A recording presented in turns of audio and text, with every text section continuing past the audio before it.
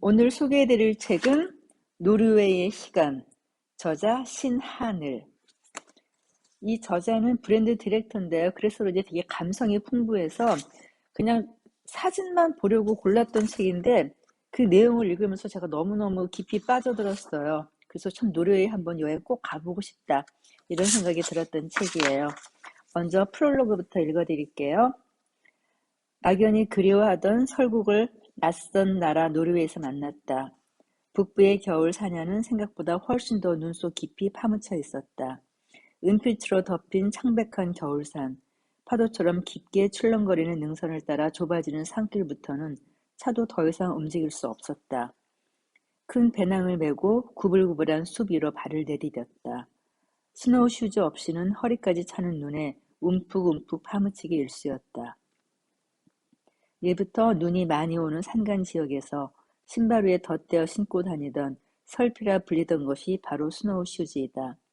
밑면이 넓은 타원형 면적 위에 등선화를 고정시킬 수 있게 버클 밴드가 있고 아래에는 마찰력을 높이기 위해 톱니가 뾰족뾰족 솟아있다.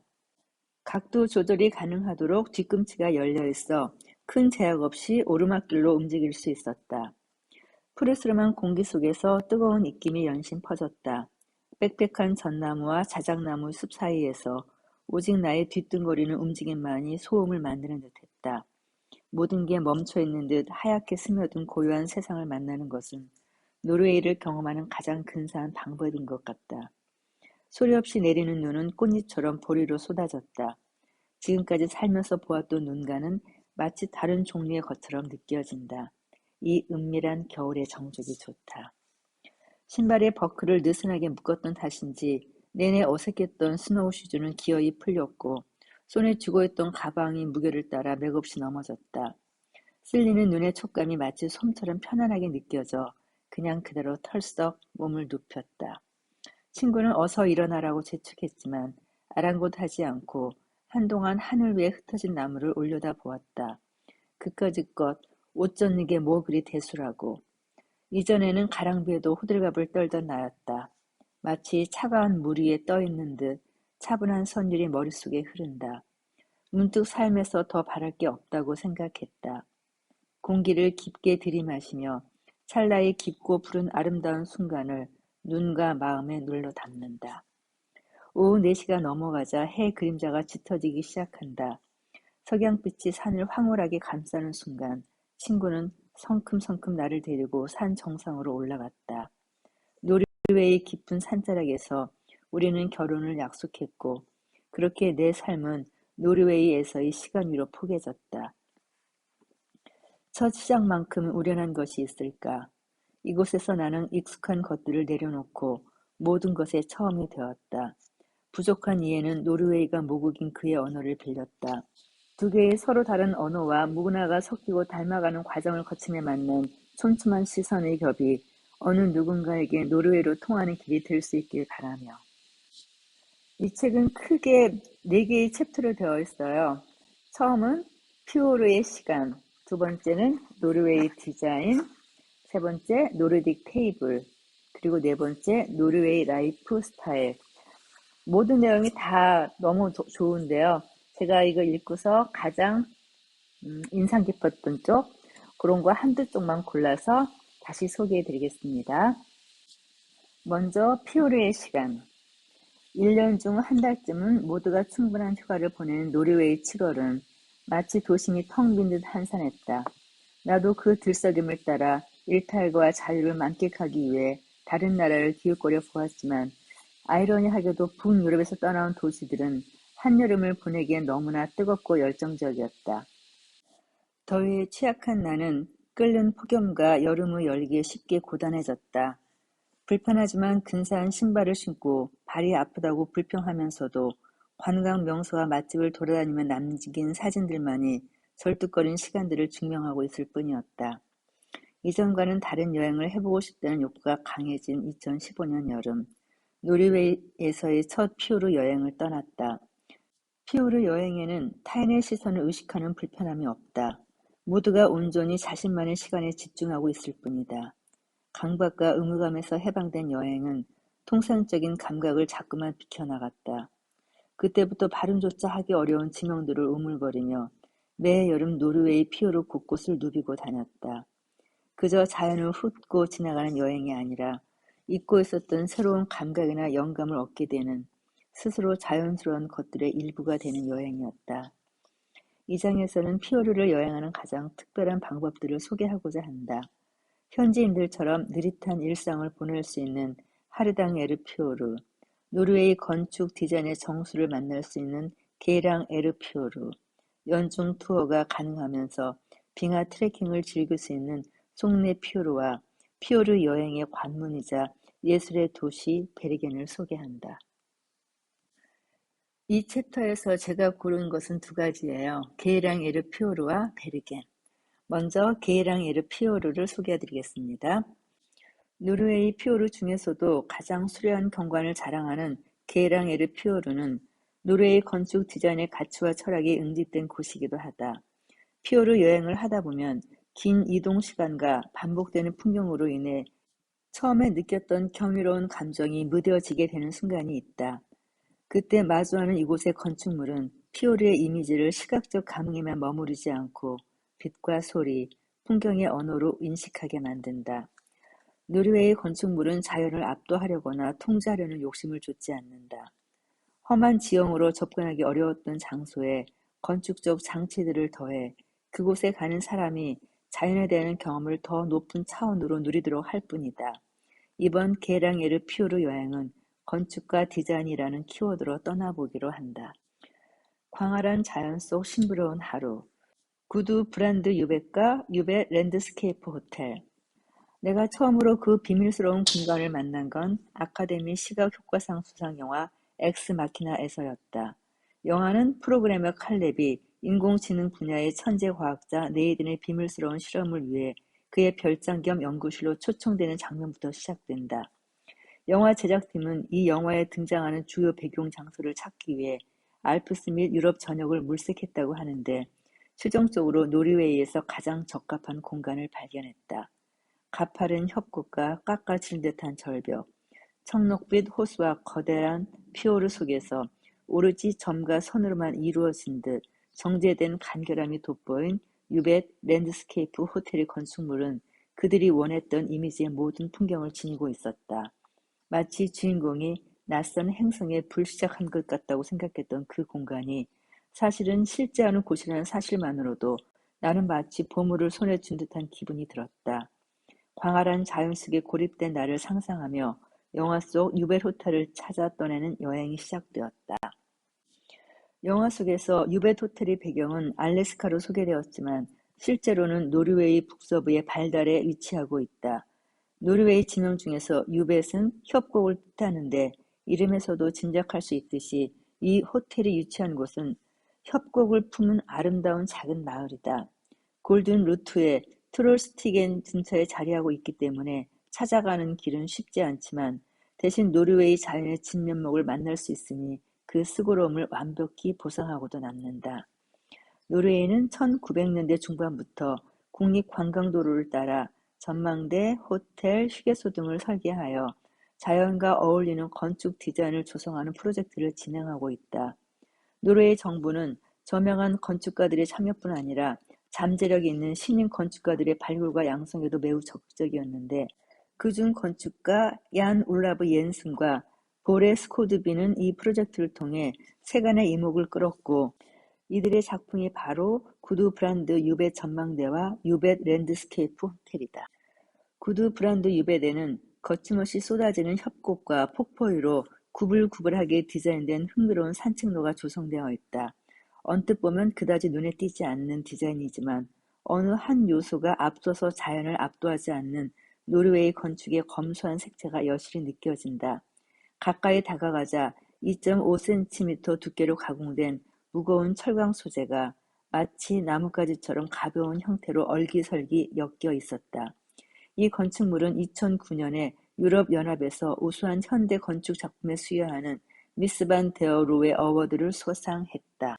구두 브란드 유배 전망대는 교각 없이 절벽에 긴 말뚝을 가로로 박은 뒤 그 위로 한쪽 끝을 고정하고 다른 쪽 끝은 받쳐지지 않은 상태로 허공에 떠있게 한 이른바 캔틸레버 방식으로 시공해 전체 전경에 대한 조망성을 극대화했다. 특히 협곡의 암벽이 가파른 지형의 특성을 고려해 다리의 난간이 크게 곡선을 이루며 기하학적 형태로 설계되어 있는데, 이는 관광객들이 안전하게 몸을 기울여 협곡의 경관을 완벽하게 즐길 수 있도록 한 건축가의 배려이다. 눈앞으로 펼쳐지는 깊고 시원한 풍경을 번번이 넋을 놓고 바라보느라 걸음이 자꾸 느려진다.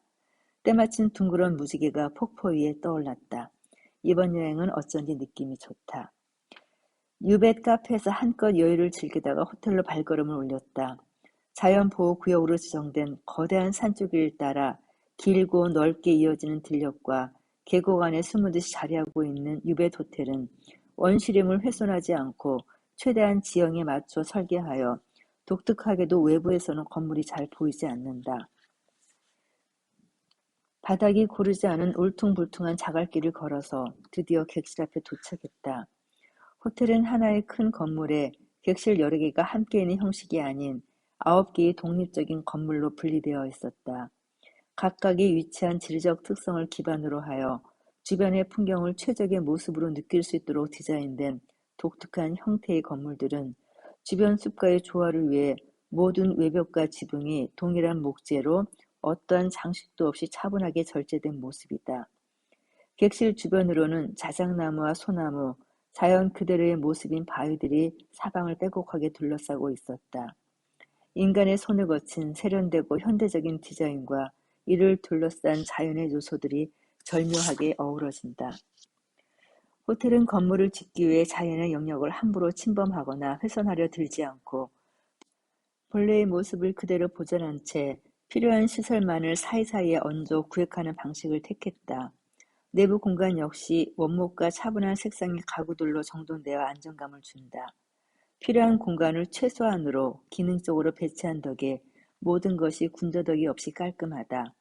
특히 실내 조명을 의도적으로 절제한 점이 눈에 띄었는데, 여러 개의 조명을 배치해 빛을 만들어내는 대신 조도를 낮춘 조명으로 어둡게 실내를 설계하여 오직 자연 광만이 방 안을 부드럽게 채우도록 구성했다. 전면의 유리창에서 보이는 경관 외에 초점을 흐리는 요소를 만들지 않기 위해 건축가의 치밀한 계산에서 비롯된 것이다. 그 결과 거대한 유리통창 너머로 보이는 광활한 풍경을 계절, 날씨, 시간에 따라 온전히 공간 안으로 끌어 담을 수 있었다. 순간 풍경이 고요해진다. 바깥 세상과 서서히 차단되는 순간, 이곳 자연에서의 고립은 내게 완전 무별한 자유를 안겨주었다. 마치 자연보다 더 아름다운 것을 창조하는 것은 불가능한 일이라고 말해주듯 겸손한 태도를 지닌 공간, 아득하고 부드러운 햇살을 받으며 숲길을 헤집고 걸어 들어가던 때 느꼈던 그 공기가 지금도 생생하다. 돌과 식물, 흔들리는 나뭇잎의 움직임까지 날 것 그대로의 모든 것을 만났던 이 순간을 오래도록 기억하게 될 것 같다. 그리고 노르웨이에서 빼놓을 수 없는 도시인가 봐요. 베르겐. 노르웨이인들은 민족적 자부심이 상당히 강한 민족인데, 그 중에서도 베르겐 사람들의 고향에 대한 자부심은 대단하다. 외지에서 자신을 소개할 때 노르웨이가 아니라 베르겐에서 왔다고 한다는 우스갯소리가 전해질 정도이니 말이다. 나는 베르겐 사람들의 공고한 자긍심이 스며든 이 도시가 궁금해지기 시작했다. 노르웨이 남서부에 위치한 베르겐은 7개의 크고 작은 산들과 피오르 사이에 아늑하게 자리잡은 조그만 도시지만 12, 13세기에는 노르웨이의 수도로 왕성한 번영을 누렸고, 오슬로로 수도가 바뀐 이후에도 한자 동맹이 형성된 해상무역의 중심지로서 계속해서 성장해왔다. 오늘날의 여행 가이드북과 관광 안내 책자에서는 베르겐을 피오르 여행의 관문 도시로 소개하고 있지만, 좀 더 천천히 둘러보면 이 도시의 또 다른 예술적 면모를 발견할 수 있다. 노르웨이를 대표하는 극작가 헬리크 입센은 베르겐 국립극작의 전속 작가 겸 무대 감독으로 활동하면서 본격적으로 명성을 얻기 시작했고, 근대 노르웨이 문학의 창시자로 불리는 루드비그 홀베르그와 노르웨이 국민음악가 에드바르 그리그의 고향이 바로 베르겐이다. 1968년 이후에는 권위주의와 기성 가치에 저항하는 노르웨이 젊은 음악가들이 헤비메탈에서 변주된 다양의 하위 음악 장르를 시도했는데, 베르겐은 그 중심에서 새로운 음악가 밴드들을 배출해왔다. 국내에서도 익숙한 인디포크의 주역인 킹스 오브 컨비니언스의 멤버들도 베르겐 출신이다. 이곳에서는 매년 5월 말에서 6월 초까지 그리그에게 헌사하는 베르겐 국제 페스티벌이 열리고, 밤에는 별빛 쏟아지는 새벽 하늘과 피오르를 마주하며 재즈를 즐길 수 있는 재즈 음악 축제인 베르겐 나이트 재즈 페스티벌이 열린다. 이어서 6월 중순에는 노르웨이 전역의 밴드가 모이는 베르겐 페스트가 개최된다. 1년 내내 감미로운 인디팝, 재즈, 일렉트로닉 음악까지 다양한 장르의 예술 행사들로 가득한 이 도시가 예술과 함께 흐르고 있다고 해도 과언이 아니다. 두 번째 챕터라고 볼 수 있는 노르웨이 디자인을 소개해드리겠습니다. 북유럽 디자인의 전성기였던 1950에서 60년대, 이웃나라인 덴마크, 스웨덴, 핀란드가 가구와 세라믹, 유리, 섬유 등 각 나라를 대표하는 디자인 산업을 육성하는 동안 노르웨이는 북해 유전 개발로 석유 산업과 오일 펀드에 집중하고 있었다.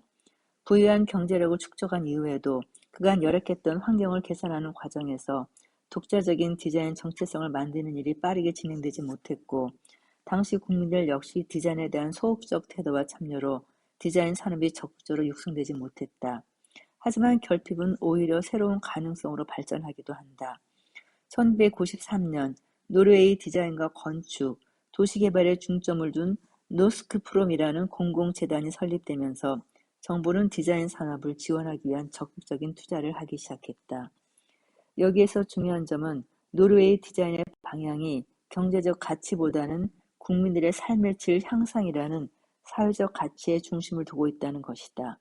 국민의 신비성을 키우고 생활에 활력을 주는 가장 효과적인 방법은 그 가치를 일상에서 누릴 수 있는 좋은 환경을 제공하는 것이라는 점을 강조하며, 노르웨이는 현재 공공 디자인 구축, 예술 콘텐츠 육성, 공원과 문화 공간 등 도시 디자인에 많은 노력을 기울이고 있다.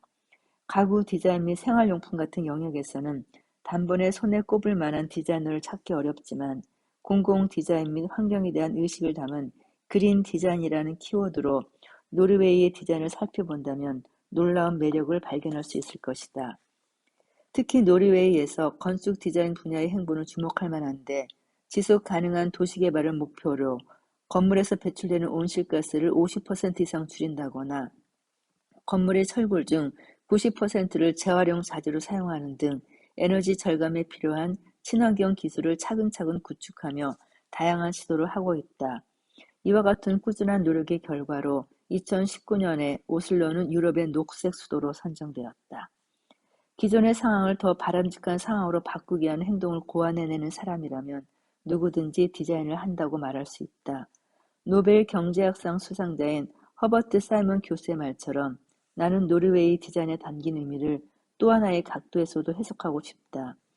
노르웨이 사람들은 디자인을 소비자로서 만나는 것이 아니라 자신의 라이프 스타일에 맞는 삶의 방법으로서 의식한다. 즉, 매일의 생활 속에 드나든 디자인을 이해하고 일상의 작은 부분부터 적극적으로 디자인 라이프를 실천하고자 하는 것이다. 그래서 이 장에서는 노르웨이의 라이프 스타일 속에 담긴 디자인, 그 평범한 삶 속에서 일어나는 디자인 이야기를 함께 전해보려 한다. 제가 이 챕터에서 고른 내용은요, 키스 테포스 지구, 비밀의 숲, 트위스트 갤러리입니다. 오슬로 외곽에 자리한 키스 테포스 지구는 과거 산업시대의 유물인 폐기된 목재 펄프 공장 부지에 디자인과 예술이라는 가치를 더해 새로운 공간으로 탄생한 업사이클링의 조각공원이다. 강과 산림지대에 위치한 이 펄프 공장은 1955년에 문을 닫았지만 모든 기계와 도구는 그대로 남아있던 상태였다. 1993년에 공장 창립자의 손자이자 노르웨이의 사업가, 미술 수집가인 크리스텐 스베아스는 이곳을 새롭게 예술과 휴식을 위한 공간으로 만들고자 그가 소장한 컬렉션을 기반으로 공공박물관, 갤러리, 조각공원을 점차 확대해왔다. 처음 몇 년 동안에는 노르웨이 작가들과 함께 전시를 열었고 2005년부터는 세계적인 현대 미술가들과 협업해 이곳 조각공원을 위한 독점 전시를 기획했다. 어둠과 먼지 속에 버려진 엔진룸과 창고는 철거되지 않고 여러 예술가들에 의해 새롭게 매만져졌다. 이들은 과거의 공장에서 일어났던 산업활동, 그리고 지역의 자연 및 역사 속에서 새로운 상상력과 영감을 얻었다. 방치되어 잊혀가던 공간에 예술의 숨결과 자연의 힘이 깃들자 이곳은 보다 넓고 깊게 숨을 쉬기 시작했다. 하지만 키스테포스 지구에는 약점이 있었다. 오슬로에서 북서쪽으로 약 80km 떨어진 다소 먼 외곽에 위치한다는 것. 입지 조건이 좋지 않은 쇠락한 부지를 되살리기 위해 스베아스는 천천히 장기적인 마스터 플랜을 세웠다. 과거의 기억이 공존하는 장소이자 미래를 위한 장소. 그의 목적은 자연과 건축을 접목해 새로운 예술의 패러다임을 제시하는 것이었다. 예측할 수 있는 도시의 공간에 익숙해져 있던 나에게 상상할 수 있는 여지를 주는 낯선 감각의 공간은 오랜만이었다. 아니시 카프어, 올라프 엘리어슨, 페르난도 보테로 등 세계적인 현대 미술가들의 작품 사이에서 독특한 입체감의 건축이 노르웨이 숲속에서 선명하게 빛나고 있는 것을 발견했다. 울창한 산림 한가운데 구불구불한 랜드셀바 강이 흐르고 다리인지 조각품인지 모를 뒤틀린 건물이 강의 남북을 잇고 있는 형태였다. 키스테포스 지구의 최신 프로젝트인 이 건축물의 이름은 더 트위스트 갤러리. 이름처럼 건물의 중간 지점이 비틀린 형태를 띈다. 그리고 그 위를 가로지르는 직선의 볼륨이 중앙 근처에서 90도 뒤틀려 환상적인 조각 형태를 만들어내고 있었다. 건물의 모양은 시각적으로도 매력적일 뿐 아니라 강의 양쪽 제방에서 높이가 다른 두 개의 강둑을 능숙하게 연결하는 조각공원의 다리로서도 효율적인 인프라를 제공하고 있다. 이 건물은 미술관이자 강을 잇는 다리이며 키스테포스 지구의 또 하나의 조각품인 셈이었다. 트위스트 갤러리의 본래 목표는 강 두 개 양쪽을 순환할 수 있도록 하는 교량이었다. 이전에 오래된 다리는 새로운 다리가 필요했고 이 과제에서 건축가는 기발한 방법으로 기능을 살리되 형태를 변화시켰다. 미술관이 평지가 아닌 다리의 형태가 된 것이다. 사람들은 이제 다리를 건너는 행위가 아닌 강 위의 미술관을 경험하며 조각공원 양쪽 모두의 산책을 완료한다. 노르웨이의 숲과 흐르는 강 속에서 현대 미술관은 자연의 일부가 되고 관객들의 움직임까지 미술관의 또 다른 작품이 되었다. 오랜 시간 치밀하게 구상하여 자연의 언어를 연구했을 건축가의 수많은 고민과 조율이 오롯이 느껴졌다. 건물에 가까이 다가가자 비틀린 부분이 아치 나선형으로 이루어졌을 것이라는 예상을 깨고 의외로 공면 요소가 전혀 없었다. 직선의 알루미늄 패널을 중간 지점부터 사선으로 촘촘하게 배치해 세심한 꼬인 형태를 만들고 있을 뿐이었다. 이 독특한 미감의 비틀린 모양으로 인해 내부 전시 공간은 2배로 늘어났고 그림 사진뿐 아니라 비디오 아트를 표현하는 데도 흥미롭고 이상적인 공간이 만들어졌다. 특히 이 건물은 공원의 조각들 사이에서 존재만으로도 눈에 띄는 또 다른 조형이 되었다. 뒤집고 비틀어 보는 것, 발상의 전환이 준 선물이었다. 건물 외부의 볼륨은 내부의 공간에도 리듬을 만들었다. 압도적인 풍광 속 휘어진 건축을 경험하며 즐기는 갤러리는 작품을 새로운 방식으로 경험할 수 있도록 안내하는 역할도 했다. 창문이 없는 남쪽 방향은 벽과 기둥에 의해 나뉘는 수직 갤러리가 되고 자연 채광이 쏟아지는 북쪽은 넓은 파노라마 창문에 의해 나뉘는 수평 갤러리가 된다. 창을 통해 강의 풍경이 눈앞에 시원스레 펼쳐지며 건물 중간 지점으로 향할수록 뒤틀린 간극으로 인해 점차 강이 아닌 하늘을 보도록 기울어진다. 곧 건물의 천장은 채광창이 되어 햇살을 밝게 쏟아냈다. 그야말로 편안하게 살아 움직이는 듯한 건축이었다. 전시를 보다가 또는 다리를 건너는 중에 벽이 천장으로 바뀌는 비일상적인 공간을 만난다는 것. 이러한 낯선 경험은 일상의 새로운 관점을 선사하고 내면의 취향을 더욱 뚜렷해지게 한다. 노르웨이의 문화 공간들은 작지만 강한 조각들이 모여 커다란 자연의 라이프 스타일에 자연스럽게 녹아드는 힘이 있었다. 계속해서 건물의 알루미늄 밑면은 지하로 연결되는 휴게실과 화장실의 천장이 되었다. 폭이 넓은 유리벽을 통해 경계의 지점이 흐려지고 계단을 내려가면서 강 아래로 더 가까이 마주하게 된다. 아래로 내려갈수록 자연으로 더 깊게 몰입할 수 있도록 만든 설계였다. 끊임없이 순환하는 강물의 투박한 소리가 낯선 산책의 호흡을 오히려 부드럽게 만들어 주었다. 공간 재생은 공간만 변화시키는 것이 아니었다. 사람들이 어떻게 공간 속에서 상생하고 타협하는지 함께 고민하고 질문에 대한 답을 찾아가는 과정이었다. 나는 키스테포스 지구에서 과거와 현재 그리고 노르웨이의 미래를 연결하는 통로를 함께 걸었다. 세 번째 챕터는 노르딕 테이블입니다. 덴마크의 레스토랑 노마를 선두로 식재료 본연의 순수한 맛과 심플한 조리법으로 일종의 자연주의를 표방하는 노르딕 퀴즈니 노르웨이에도 영향을 미치기 시작했다. 과거 미식의 불모지로 여겨지던 노르웨이 미식은 현재 계속해서 변화 중이다. 검소한 식생활로 이루어진 건강한 라이프 스타일과 정직한 식재료에 대한 음식 철학 속에서 지난 몇 년간 이 도시의 식도락 문화의 성장을 만났다.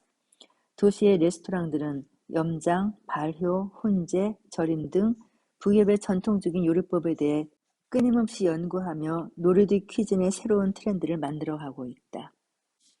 저는 이 챕터에서 카페 하나와 빵집 하나를 골라봤습니다.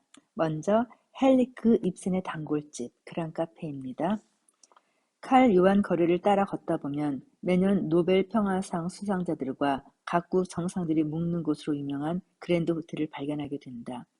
그 호텔 1층에 그란 카페가 있다.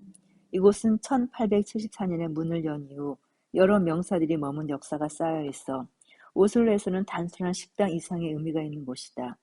특히 이곳을 매일 방문할 정도로 단골이었던 사람은 헬리크 입센으로 오직 그만 앉을 수 있었던 전용 좌석이 있었다고 한다. 입센은 하루에 2번 규칙적인 시간에 그란 카페에서 식사를 하며 사색을 즐겼다. 당시 뭉크도 이곳에 자주 드나들며 그란 카페에서 신문을 읽고 있던 입센의 모습을 담은 그림을 그리기도 했다. 식당 내부로 들어가면 벽을 가득 메운 예술가들의 흔적들이 반갑게 손님을 맞이한다. 그란 카페에는 노르웨이 화가 페르 크로그가 1920년대에 그린 벽화가 보존되어 있는데 여기에 당시 그란 카페를 찾던 유명인들의 모습이 그려져 있다. 천천히 살펴보니 왼쪽 기둥에 서 있는 입센과 오른쪽 벽에 기대어 앉아있는 창백한 표정의 밍쿠가 유독 눈에 띈다. 1880년대의 그란 카페는 커피와 식사만을 즐기는 곳이 아니라 당대 부르주아와 예술가, 지식인들이 문학과 미술, 철학 인원을 형성하고 정치적인 담론을 즐기던 사교 장소였다.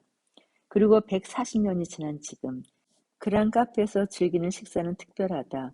예술가들은 이곳에서 어떤 영감을 받았을까? 거정들과 예술가들이 머문 공간에서 우리는 한 잔의 커피를 앞에 두고 평범한 삶에 대한 이야기를 나눈다. 가끔씩 이곳에서 브런치를 즐길 때면 헬리크 입센이 여기 어딘가에 앉아 공책과 연필을 꺼내 글을 쓰기 시작했을 것만 같은 기분이 든다. 오슬로의 도심에서 문득 관찰과 사색의 공간이 필요하다면 그란 카페에서 느긋한 시간을 즐기기를 추천한다. 묵직한 코스 메뉴가 아니어도 야외 테라스에서 가볍게 먹는 빵과 샐러드만으로도 이곳의 분위기를 경험하기에는 충분하다. 또 하나의 노르웨이 테이블에서 고른 내용입니다. 오슬로의 빵, 오펜트 바케리. 북유럽 사람들에게 빵은 주식으로 즐기는 식사빵에 가까운데 그 중에서도 샤워도우나 밀도 있는 호밀빵을 선호하고 즐긴다.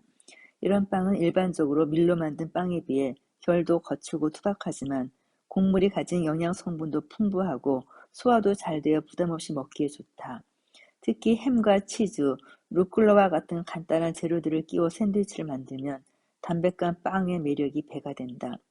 오펜트 바키리는 현지인들이 가장 즐겨 찾는 빵집으로 오슬로에 여러 개의 지점이 있는데 하나같이 개성이 뚜렷한 동네에 자리하고 있어 지점마다 다른 공간의 분위기를 읽어내는 즐거움이 있다. 오펜트 베이커리의 빵은 단순함을 지향한다. 오랜 시간 더 많은 정성과 손길을 거쳐 천천히 발효하는 저온 숙성 방식을 고집하고 반죽에 들어가는 공정을 여러 번 반복하는 일이 빵을 가장 맛있게 만드는 방법이라고 말한다. 전통적인 방법으로 만들어지는 이곳의 빵은 때때로 밀가루, 날씨, 빵 굽는 사람의 기술에 따라 맛이 약간씩 달라지기도 한다. 하지만 이런 자연스러움조차 노르웨이의 순박함을 닮았다. 매장 한쪽에서 무료로 제공되는 수제 딸기잼은 육질이 단단한 밭딸기의 향과 맛이 진하게 배어있어 버터, 스메르를 도톰하게 올리고 푸짐하게 잼을 바르면 어느 빵이든 잘 어울린다. 거친 식감을 내는 북유럽 스타일의 빵이 다소 부담스럽다면 월넛 브레드를 추천한다. 겉은 바삭하고 통통하고 쫄깃한 속살에 간간히 씹히는 호두의 고소한 맛이 일품이다. 포장을 원한다면 커다란 사이즈의 빵을 골라도 좋고 매장에서 먹고 싶다면 작은 공 모양의 룬드 스티케를 선택하면 된다. 노르웨이 사람들에게 간식빵으로 가장 인기 있는 빵은 건포도가 콕콕 박힌 본래와 달콤한 바닐라 커스터드와 코코넛이 뿌려진 스콜레 브로드, 그리고 우리가 잘 알고 있는 시나몬롤 카렐 볼레이다. 북유럽의 전통빵에는 대개 생강과의 향신료인 카다몬 가루가 쓰이는데 꽃향과 비슷한 특유의 알싸한 향긋함이 있어 빵에 독특한 풍미를 더한다. 빵도 맛있지만 커피만을 즐기기 위해 오펜트 바키리를 찾는 사람들도 많다. 오늘의 커피를 주문하면 필터 커피가 제공되며 보통 중간 정도로 로스팅한 둥글둥글한 맛의 커피가 제공된다. 추운 겨울에는 묵직한 핫 초콜릿을 추천한다. 달콤한 따뜻함이 온몸을 따뜻하게 달래줄 것이다. 오펜트 바키리 지점 중에서도 아래 세 곳을 추천한다. 포근한 북유럽의 정취를 느낄 수 있는 상냥하고 소박한 프로그네리점, 마치 고전 영화의 한 장면에 들어온 것만 같은 근사한 인테리어의 플루덴룬점, 세련되고 멋진 북유럽 디자인을 만나고 싶다면 바코드점을 추천한다. 저는 개인적으로 바코드점을 찍었어요. 왜냐하면요, 거기 달려있는 펜던트 등이 굉장히 바삭한 빵 껍질을 닮았거든요. 마지막 챕터, 노르웨이 라이프 스타일입니다. 찬란한 백야의 여름이 끝나면 노르웨이에서는 가을이 찰나처럼 스쳐 지나가고 겨울이 불쑥 시작된다. 겨울의 해는 오후 4시가 되기 전에 사라지는데 그마저도 일조량의 존재를 깨닫지 못할 정도로 짧다.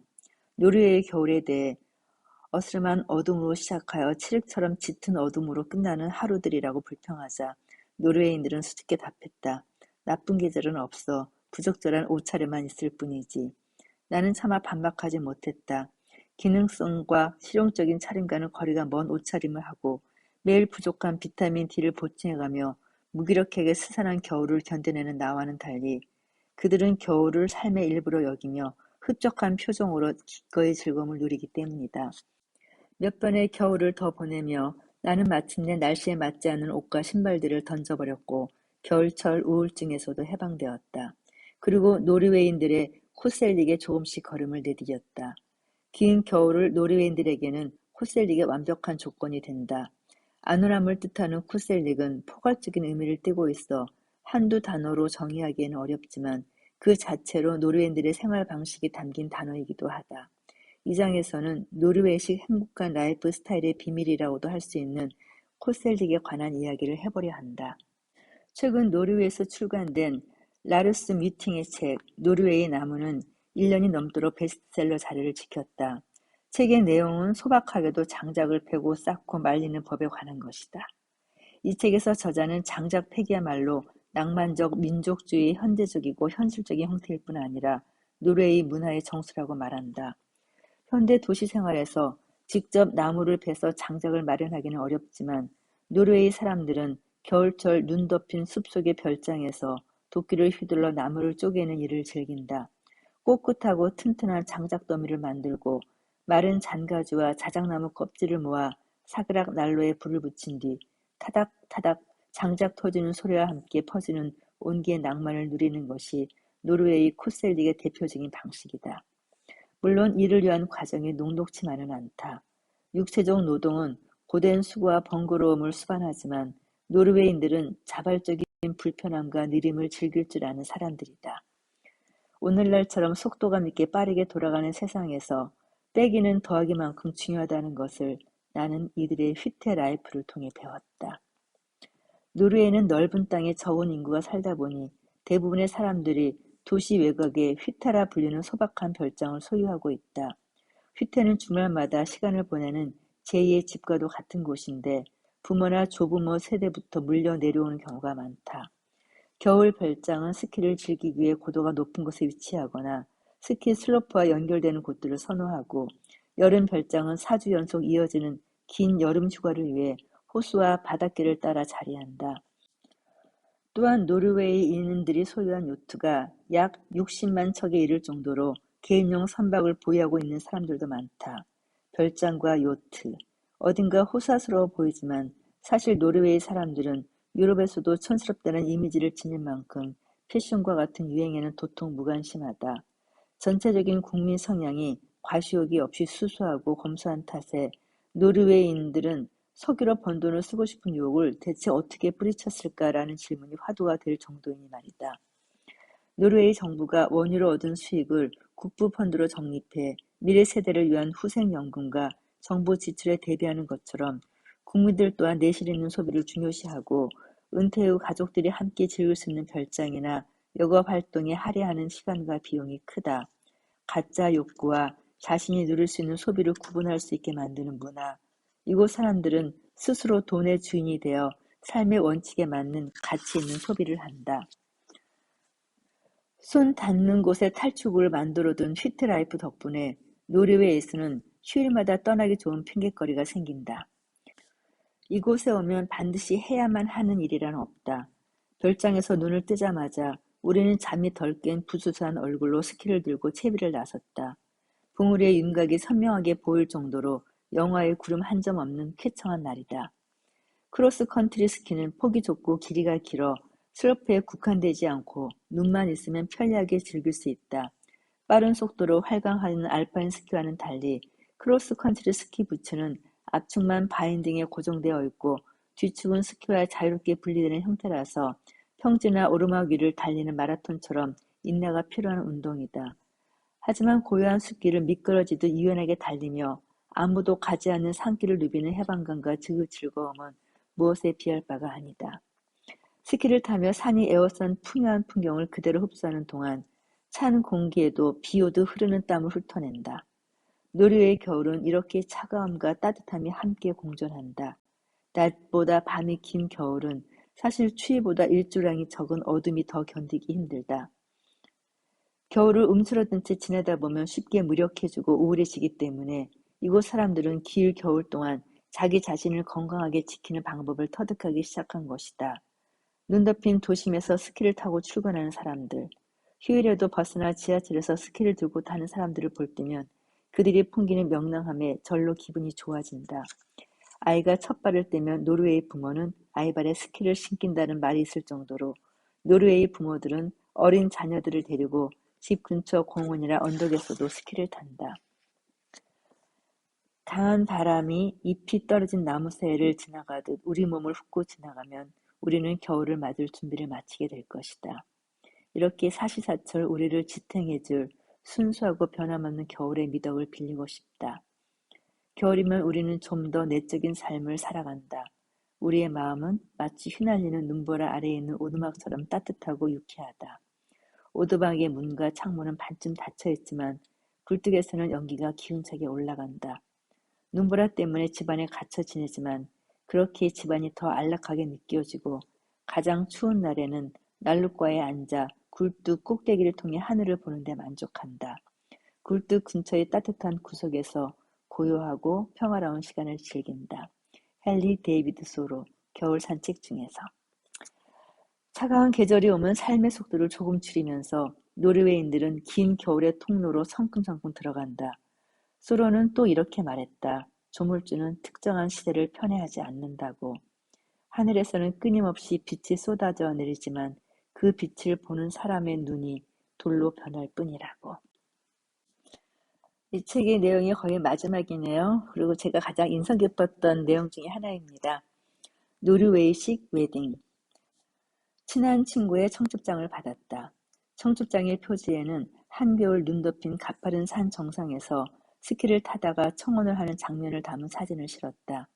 스키를 겨우내 날씨와 상관없이 즐기고 주말이면 도시를 떠나 호수의 기슭이나 산을 따라 여가 생활을 즐기던 유쾌한 그들답게 결혼식을 위한 장소도 노르웨이 남부 국립공원 산 중턱의 작은 오두막을 빌렸다.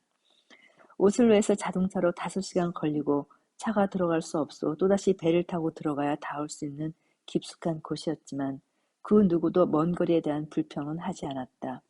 결혼식에 초대된 사람들은 마치 여행처럼 과정을 즐기며 축복을 위한 여정의 시작에 한껏 들떠 있었다. 노르웨이 결혼식에는 나를 가장 잘 알고 삶의 중요한 순간을 함께 나누고 싶은 소수의 사람들만 초대하기 때문에 한국이었다면 하객들에게 혹여나 누가 되지 않을까 부담스러워하며 고심해야 할 문제들이 오히려 즐거운 과정이 된다. 그 덕분에 온전하게 축복하고 축복받는 우리가 주인공이 되는 근사한 결혼식을 즐길 수 있다. 산과 자작나무로 겹겹이 둘러싸인 소박한 산장은 동화 속의 집처럼 안온했다. 나는 짐을 풀고 우선 따뜻한 물에 샤워를 했다. 주변 산책을 하러 밖으로 나가보니 서늘한 호숫가에 앉아 책을 읽는 사람이 있는가 하면 함께 모여 등산을 가거나 투명한 호수에 펄쩍 뛰어드는 사람도 있다. 물속 깊숙한 곳까지 들여다보이는 깨끗한 물에 손을 대보니 아직은 너무 차다. 하객들은 각자의 평온한 순간을 만끽하며 저마다 시간과 여유를 즐기느라 여념이 없다. 첫날의 휴식 시간을 보내며 어느새 모르는 사람들끼리 낯섦과 어색함도 천천히 사라지고 나이와 상관없이 자연스럽게 친구가 된다.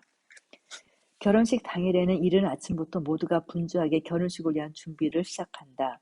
산에 가득 핀 이른모를 들꽃들은 웨딩 꽃장식과 신부의 훌륭한 부케가 되었다. 노르웨이 사람들은 어린 시절부터 숲속 생활을 경험한 탓인지 자연의 소재에 대한 기본적인 심미적 감각과 연출이 일상생활에 녹아있다. 어떤 이들은 둥글고 잘생긴 조약돌을 주워와 테이블 위에 올리고 하객들의 이름을 새겼다. 누구의 눈에도 띄지 않던 평범한 조약돌이 이렇게 또 다른 특별한 의미가 되었다. 고요한 봄날, 잎사귀에 쏟아지는 햇빛을 받으며 특별한 웨딩이 시작되었다. 신부는 하얀 웨딩드레스 자락 사이로 투박한 등산화를 실은 채 손에는 정성스레 만든 들꽃 부케를 쥐고 당차고도 기품 있는 모습으로 나타났다. 나다움이 만들어내는 아름다움.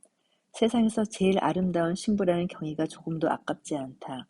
이어지는 친구들과 가족의 결혼 축사, 그리고 모두가 함께 즐기는 피로인 파티까지 늦은 시간까지 이어졌다. 마치 영화 속 한 장면처럼 무수한 별이 쏟아지던 밤, 난 이 자리에 함께할 수 있음에 감사했다. 통상적으로 요구되는 형식을 갖추지 못하면 제대로 된 결혼으로 인정받지 못하는 한국의 혼인 문화의 염증을 느끼고 있던 나는 2박 3일의 긴 일정으로 이루어진 소박하고도 이 근사한 결혼식에 금세 사로잡혔다. 이곳에서는 행복한 결혼식의 기준이 달랐다. 하객들은 결혼식의 규모에 따라 호스트의 사회적 지위를 가늠하지 않고 유명 디자이너의 드레스, 화려한 꽃장식, 예단과 예물 같은 거칠하나 체면을 중시하는 관행도 없다. 결혼의 형식적 조건에 대해 모두가 덜 중요하게 생각하기에 자유롭고 편안하게 자신만의 결혼식을 진행할 수 있다. 노르웨이식 웨딩은 결혼이라는 인생 2막의 시작점에서 타인과의 비교에서 벗어나 독립된 인격체가 되는 일만큼 멋진 순간은 없을 것 같다는 마음을 심어준 귀한 시간이었다. 노르웨이 라이프 스타일의 정수, 코셀릭에 대한 챕터입니다. 마음의 코셀릭, 보통 사람의 법칙. 요즘 힙스터들이 자주 가는 곳은 어디야? 노르웨이 친구에게 건넨 질문에 그가 피식 웃음을 지며 답한다. 여긴 힙스터가 아닌 사람들을 찾아내는 게 더 힘들 것 같아. 힙스터의 정의는 트렌드에 대해 중요하게 여기지 않는 대신 자신이 좋아하는 것을 찾아 생활하는 이들을 말하는데 사실 모두 정도의 차이가 있을 뿐이지 노르웨이에서는 모두가 힙스터의 기질을 가지고 있다. 즉, 개개인의 다양한 개성과 가치가 공존하며 모두가 자기 자신에게 가장 어울리는 삶을 사는 것이다. 스스로를 특별하다고 여기지 않는 이들의 문화는 다른 사람의 삶에 큰 관심이 없는 개인적인 성향에도 기인하지만 새로운 문화를 소수만 향유한다고 생각하지 않고 어떤 형태의 차이든 평등하게 받아들이는 사고방식의 영향도 있다. 노르웨이 작가 악셀 산데모제가 1934년에 발표한 소설 도망자, 자신의 자취를 가로지르다에는 얀테라고 불리는 가상 마을이 등장한다. 이 마을에서 살려면 지켜야 할 얀테의 법칙은 겸손과 배려, 평등의 정신을 강조하는 10가지 행동 지침을 적은 것이다. 당신이 특별하다고 생각하지 마라. 남들보다 더 나은 위치에 있다고 생각하지도 마라. 얀테의 법칙은 보통 사람의 법칙이라고도 불리는데 이는 북유럽 사람들의 오래된 생활 규범을 반영한다. 노르웨이에서는 누구도 특별하지 않고 누구나 소중한 보통의 삶을 산다. 주류와 비주류의 문화를 구분하는 것조차 이분법적이라는 이들의 생각은 권리와 평등이라는 관점에서 보면 이해가 간다. 모든 사회 구성원이 누리는 평등을 지향하며 사회적 계급에 예속되지 않는 정신은 바이킹 시대부터 현재까지 노르웨이 민주주의의 근간을 이룬다. 노르웨이 왕실에서조차 국왕의 경호원도 없이 혼자 오슬로 시내를 돌아다니고 자전거, 스키, 대중교통을 타고 출근하기도 한다. 직위나 직함에 따라 누리는 특권이나 권위주의는 찾아보기 힘든 이곳에서 내가 누군지 알아의 완장은 통할 수가 없다. 이런 문화와 철학은 기업 및 육아 정책에서도 적용된다. 가정과 일 모두에서 평등한 근로 환경을 조성하자 개인의 일과 가정이 양립이 가능해졌다. 1994년 세계 최초로 노르웨이에서 처음 도입한 육아휴직 아빠 할당제는 아이를 낳으면 부모가 함께 육아휴직을 나눠 쓸 수 있도록 설계되었다. 노르웨이에서는 자녀 한 명당 약 49주의 유급 육아휴직 기간을 부모가 나눠 사용할 수 있는데 이 중 19주를 남성이 의무적으로 사용해야 한다. 남성이 육아휴직을 사용하지 않을 시 그 권리가 소멸되는 방식으로 여성이 그 기간을 대체하거나 돈으로 대체할 수 없다. 또한 육아휴직 중에는 정부에서 49주간의 소득과 임금을 100% 보전해주기 때문에 휴직을 사용하지 않으면 손해라는 인식이 강하다. 출산 휴가 기간이 더 필요한 부모들을 위해 59주 휴가라는 대안도 마련되어 있다. 이 기간을 요청한 부모들은 통상 임금의 80%를 지급받는다. 부부간 양도할 수 없는 육아휴직 제도는 초기에는 저조했던 남성의 육아휴직 참여를 현재 90% 이상 끌어올렸다. 퇴근 시간에 아이들의 방과 후 시간을 맞추고 저녁 식사를 만들거나 자녀들의 숙제를 도와주는 일은 어머니 역할이 아닌 당연히 부부 모두의 일이다. 노르웨이 길 곳곳에서는 남성들이 평일에 유모차를 끌고 혼자서 공원을 산책하거나 카페에 앉아 커피를 마시며 아이에게 이유식을 먹이는 모습을 자연스럽게 만날 수 있다. 부모가 가정과 직장에서 자연스럽게 육아 책임을 공유하고 이는 국가 전체의 성평등 문화를 촉진하는 역할을 한다. 부모의 첫 출산 휴가가 끝나면 아이는 만 1살부터 공공 타가 서비스를 받을 수 있다. 어린이집은 양질의 서비스를 보장하도록 강한 규제를 받고 초등학교 입학 전까지 유치원에서 글자와 숫자를 배우는 선행 학습은 하지 않기 때문에 굳이 사립 어린이집을 찾아다닐 필요가 없다. 이곳에서는 철저히 놀이에 기초한 학습을 강조하며 야외 놀이 수업을 적극 권장하고 지식보다는 사회적 책임에 대해 아이들이 배울 수 있도록 한다. 아이가 만 7세가 되어 초등학교 입학하면 대학 교육까지 모든 학비는 무료다. 박사과정도 무상교육이며 외국으로 유학을 갈 경우에는 국가 장학금과 장기상환융자로 유학 비용까지 마련해주는 제도가 있다. 가난이나 직업으로 인해 교육 불평등을 받을 위기가 없기 때문에 자녀를 양육하고 부모를 봉양하느라 자신의 노후를 경제적으로 대비하지 못할 일도 없게 된다. 이처럼 노르웨이에서는 아이가 태어나면 보육과 교육을 국가가 함께 책임진다. 엄마와 아빠 그리고 국가가 함께 키우는 사회적 공동육아는 어느 누군가의 희생과 헌신이 만드는 육아의 부작용을 줄인다. 육아의 절대적 의존 대상이 사라지고 가족 모두 온전한 나로 존재하며 개인의 삶을 지킬 수 있다. 노르웨이 법정 근로시간은 주 37.5시간으로 직장인들의 평균 출근 시간은 오전 8시에서 9시 사이지만 핵심 근무 시간 전후의 출퇴근 시간은 크게 따지지 않는다. 주로 사람들이 퇴근을 하는 시간인 오후 4시에서 5시 사이가 퇴근길 러시아워 시간이다. 무엇보다 탄력 근무 형태의 기업 문화가 적극적으로 도입되어 개인의 상황과 체력에 따라 근무 시간을 자유롭게 조절할 수 있다. 따라서 여성이 육아와 일을 병행하기 힘들다는 이유로 직장을 그만두는 경우는 거의 없다. 누구든지 일과 가정에서 자신의 역할을 조화롭게 수행할 수 있도록 보장하는 노르웨이의 근로 환경은 개개인의 의식과 가치관이 반영된 두터운 사회적 신뢰를 바탕으로 한다. 노르웨이는 경제협력개발기구 OECD에서 선정한 삶의 질 지수에서 1위, 여성들의 노동 환경을 평가한 유리천장 지수에서 2위를 차지하고 여성과 아동이 살기 가장 좋은 나라 1위로 선정되기도 했다. 주관적이고 추상적인 면이 강한 행복의 개념을 정확히 측정할 수는 없겠지만 흥미로운 점은 노르웨이인들은 해외로 나가기엔 노르웨이가 너무 좋다는 말을 종종 한다는 것이다. 세계 인재 보고서에 의하면 세계 60개국 중 우수한 인력이 외국으로 빠져나가는 두뇌 유출 현상이 가장 적은 국가 역시 노르웨이가 1위였다. 누구든지 보통 사람이 되어 보통의 삶을 누릴 수 있도록 사회 구성원 모두가 함께 노력하는 이곳에서 노르웨이인들의 삶의 만족도가 높은 것은 결코 우연이 아니었다.